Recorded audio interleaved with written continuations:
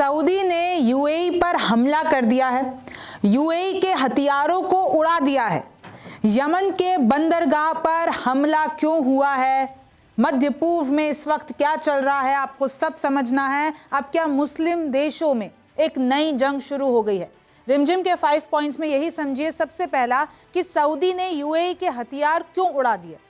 दूसरा देखिए यमन के बंदरगाह पर क्यों हवाई हमले कर दिए गए हैं। तीसरा है क्यों जंग की कगार पर है सऊदी और यूएई, इन दोनों के बीच में आखिर चल क्या रहा है। चौथा है मुस्लिम देशों में क्या अब नई जंग शुरू हो गई है, संकट में कौन किसके साथ है। और पांचवा है यमन में कैसे बढ़ता चला गया गृह युद्ध और अब कैसे ये एक बहुत ही खतरनाक मोड़ पर खड़ा है। नमस्ते, मेरा नाम रिमझिम जेठानी है और आप मेरा शो रिमझिम के 5 पॉइंट्स देख रहे हैं। सबसे पहले देखिए कि खाड़ी के दो सबसे शक्तिशाली मुस्लिम मुल्क आमने सामने हैं, युद्ध की कगार पर हैं, भिड़ चुके हैं। सऊदी अरब और संयुक्त अरब अमीरात यानी कि यूएई। अब इन दोनों के बीच में क्या चल रहा है उससे पहले ये नक्शा देखिए भारत है, इसके इस तरफ आ जाइए, पूरा का पूरा मिडिल ईस्ट यानी कि मध्य पूर्व वाला इलाका है। अब अगर आप यहाँ देखते हैं कि सऊदी अरब और यूएई दोनों पड़ोसी हैं। अब इसमें आप ये समझिए कि सऊदी ने डायरेक्ट यूएई पर हमला नहीं किया है, बल्कि सऊदी और यूएई के जो दो गुट हैं वो इस वक्त यमन में है। आपको ये नीचे यमन दिखेगा, तो सऊदी का एक गुट और एक गठबंधन यमन में है और यूएई का एक गुट और गठबंधन यमन में है, यानी ये दोनों देश उन गुटों को समर्थन देते हैं। अब यमन के अंदर ये दोनों गुट आपस में भिड़ गए हैं और यमन के अंदर ही ये हमला किया गया है। ऐसी सेम स्थिति सूडान में भी देखी गई थी, जब सऊदी और यूएई के दोनों के जो गुट हैं, एक तरीके से रिप्रेजेंटेटिव कह लीजिए, वो दोनों सूडान में थे। दोनों के एक आपको पता ना कट्टरपंथी संगठन होते हैं, तो ये दोनों के जो गुट थे वो सूडान में थे, वहां भी भिड़ गए थे। अब ये लोग यमन में भिड़ गए हैं। यमन में आपको पता है कि पहले से ही गृह युद्ध चलता आया है।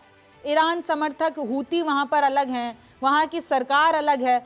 अब तो आप देखिए कि सऊदी और यूएई आपस में यमन में भिड़ गए हैं और हम इसी की बात कर रहे हैं। देखिए यमन को थोड़ा क्लोजली देखते हैं। ये दोनों इलाके याद रखिएगा, हद्रामौत, मेहरा, ये यमन है और आपको ये जो लाल में दिख रहा है सना, इस पूरे इलाके को हूती विद्रोही कंट्रोल करते हैं। वही हूती विद्रोही जिनको पूरा पूरा समर्थन प्राप्त है ईरान से। और ये वाला जो इलाका है, यहाँ पर सऊदी जो यमन की जो सरकार है, इंटरनेशनली अप्रूव्ड सरकार है, उस पे सऊदी का सहयोग है। अब उसमें भी जो है यूएई का एक गुट है एसटीसी, वो दक्षिण यमन को आज़ाद कराना चाहता है। यानी सऊदी और यूएई अब यमन के अंदर आमने सामने आ गए हैं। दोनों ही देश यमन में आमने सामने हैं। सऊदी ने यमन के बंदरगाह शहर मुकाला पर हमला कर दिया, उसकी कुछ तस्वीरें भी सामने आई हैं।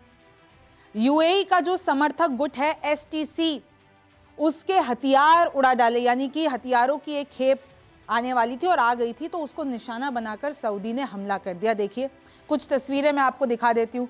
ये वहाँ से तस्वीरें आ रही हैं, कई वीडियोस सोशल मीडिया पर भी वायरल है कि इस तरीके से पोर्ट पर हमला किया गया। देखिए Saudi air strikes at Yemen's Mukalla port, यानी यमन के मुकाला पोर्ट पर हमला कर देता है सऊदी और चेतावनी भी देता है कि अब अगर यूएई का ये जो संगठन है एसटीसी, यूएई के जितने भी ये समर्थक गुट हैं, वो अगर छोड़कर नहीं निकलते हैं तो अभी हम और हमले करेंगे, यानी सऊदी अरब अभी और हमले करेगा।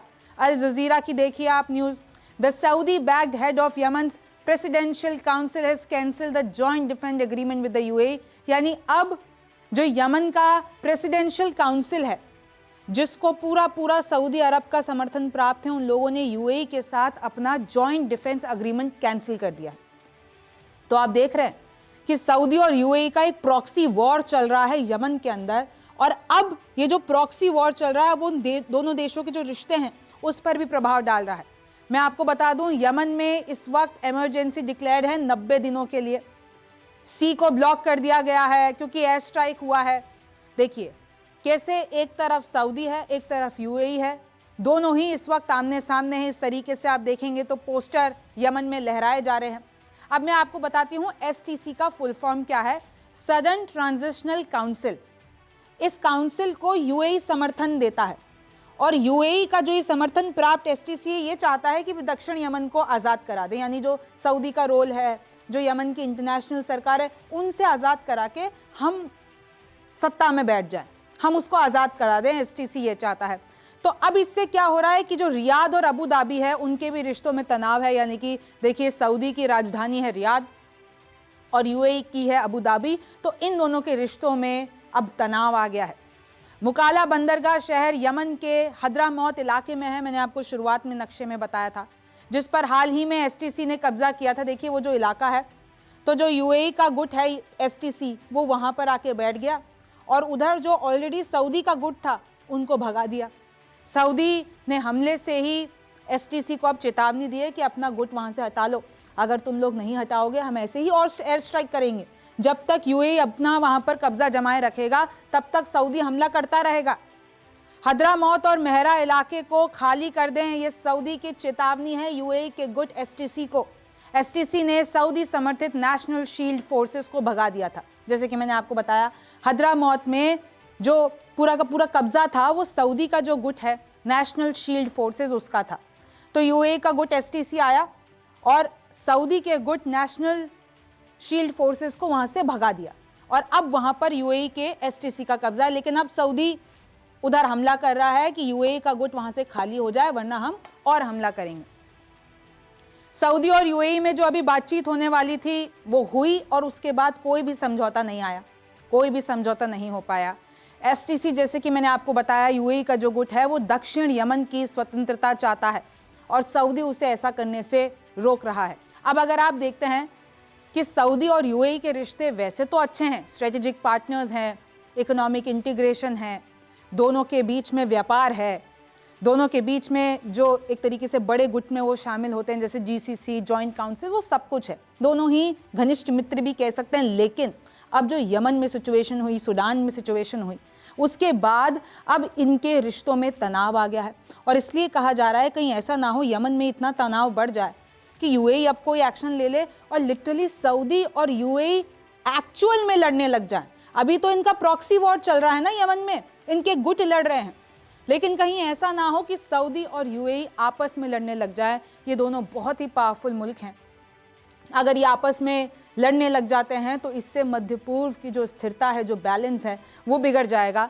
अब देखिए सऊदी अरेबिया ने तो वॉर्न भी किया है, अपना पूरा स्टेटमेंट जारी किया है कि हम लोग बिल्कुल भी नहीं हिचकिचाएंगे, अगर हमारी नेशनल सिक्योरिटी पे थ्रेट हमें महसूस हुआ यूएई के गुट के द्वारा तो हम हमला करने से हेजिटेट नहीं करेंगे, हम नहीं हिचकिचाएंगे। सऊदी अरेबिया का जो एमएफ है उन्होंने लिटरली कहा है कि यूएई अपनी फोर्सेस यमन से 24 घंटे के अंदर निकाल ले।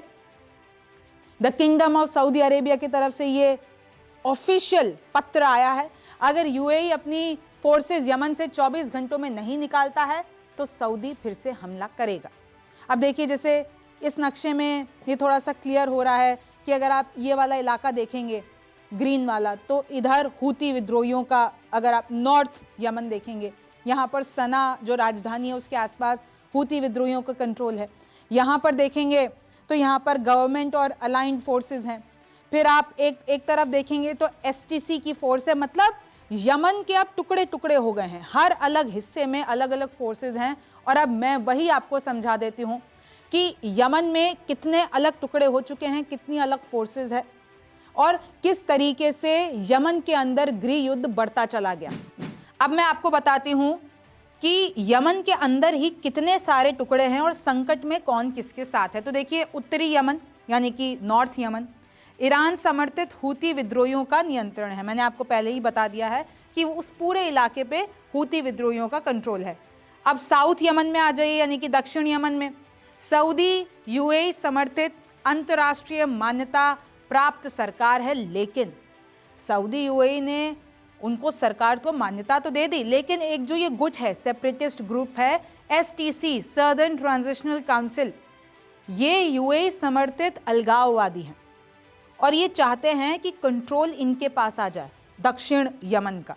दक्षिण यमन को फिर से स्वतंत्र देश बनाना चाहता है एसटीसी और पूरा सपोर्ट यूएई का है, तो इसलिए सऊदी अरब और यूएई लड़ रहे हैं। नेशनल शील्ड फोर्सेस है सऊदी समर्थित बल, ये सऊदी सपोर्टेड है, जिन्हें हाल ही में एसटीसी ने पीछे धकेल दिया, यानी एसटीसी ग्रुप आया और जो ये सऊदी का ग्रुप था नेशनल शीट फोर्सेस, उनको पीछे हटा दिया। और यहीं से ही देखिए हद्रामौत और मेहरा प्रांतों में घुसकर एक तेल समुद्र क्षेत्र पर कब्जा कर लिया एसटीसी ने, यानी यूएई के गुट ने। तो सऊदी अरब इससे एकदम तिलमिला गया कि ऐसे कैसे हो सकता है, इसलिए इन लोगों ने एयर स्ट्राइक कर दी। सऊदी समर्थित बल को बाहर भागने को मजबूर होना पड़ा उस इलाके से, और इसलिए ही सऊदी ने वहां पर एयर स्ट्राइक कर दी, यानी कि सऊदी समर्थित ग्रुप ने वहां पर एयर स्ट्राइक कर दी। अब मैं आपको बताती हूं कि यमन में ये गृह युद्ध कैसे बढ़ता चला गया। जैसे कि आपको पता है कि 1990 से पहले, यानी कि 1990 से पहले ये दोनों नॉर्थ और साउथ अलग थे। फिर 1990 में उत्तरी यमन और दक्षिणी यमन का एकीकरण हुआ, यानी यूनिफिकेशन हुआ, ये दोनों एक हो गए।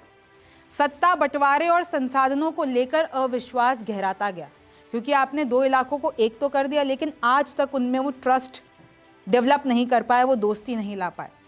1994 में क्या हुआ, एकीकरण के बाद पहला गृह युद्ध शुरू हुआ और उत्तर यमन को जीत मिली। दक्षिणी यमन में अलगाववादी संगठनों का उभार आ गया।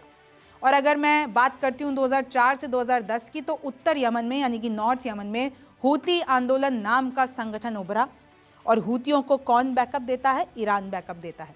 2011 में अरब स्प्रिंग आई, ये सब आपको पता है। अरब स्प्रिंग के दौरान हिंसक विरोध प्रदर्शन हुए।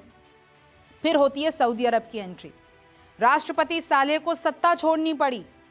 2012 में अब्द रबू मंसूर हादी को राष्ट्रपति बनाया गया। 2014 में ईरान समर्थित हूतियों ने राजधानी सना पर कब्जा कर लिया। 2015 में हूती के कारण राष्ट्रपति हादी देश छोड़कर सऊदी गए। फिर सऊदी नेतृत्व वाले गठबंधन ने हूतियों के खिलाफ हमले शुरू किए, क्योंकि अब तक सऊदी अरब की यमन में एंट्री हो गई थी। अब जो हूती हैं, अब क्योंकि वो ईरान बैक्ड हैं, तो ऑब्वियसली सऊदी अरब तो उनको पसंद करेगा नहीं। तो सऊदी अरब का जो गुट था यमन में, उन्होंने हूतियों पर हमले करने शुरू किए। 2016-2018 में यमन का युद्ध पूरे देश में फैल गया। फिर उत्तरी यमन पर हूती नियंत्रण स्थापित हो गया और दक्षिण में सरकार और सहयोगी गुट ने नियंत्रण किया। तो दक्षिण उनका हो गया, सऊदी अरब समर्थित, और आपका ये जो नॉर्थ है वो ईरान समर्थित हूतियों का हो गया। 2019 में दक्षिण यमन में यूएई समर्थित सदर्न ट्रांजिशनल काउंसिल आती है भाई, और अब एसटीसी ने ही कहीं ना कहीं दक्षिण को कमजाने की कोशिश शुरू कर दी है। सरकार से टकराव शुरू किया, उसके बाद सऊदी और यूएई के बीच टकराव यहीं से शुरू हुआ। पहले तो दोनों ने समर्थन दे दिया था सरकार को दक्षिण में, लेकिन जो यूएई का गुट एसटीसी था, उन्होंने कहा कि नहीं नहीं, हमें तो आज़ादी चाहिए। और उसी के बाद सऊदी और यूएई की लड़ाई शुरू हुई। 2022 की बात करते हैं तो यमन में अस्थायी युद्ध विराम तो लागू है, लेकिन खून खराबा वहां पर चलता रहता है। तो देखा आपने कि कैसे मिडिल ईस्ट में इस वक्त दो बड़े मुस्लिम मुल्क वॉर की कगार पर हैं। अगर ये और ज़्यादा भयानक हो जाता है तो इसमें दूसरे मुस्लिम मुल्क भी कूदेंगे, इंटरनेशनल कम्युनिटी भी कूदेगी, और इससे बहुत पावर बैलेंस मध्य पूर्व में बिगड़ सकता है। आपको इसके बारे में क्या लगता है, मुझे कमेंट सेक्शन में ज़रूर बताइए। मेरा नाम रिमझिम जेठानी है, आपसे फिर मुलाकात होगी।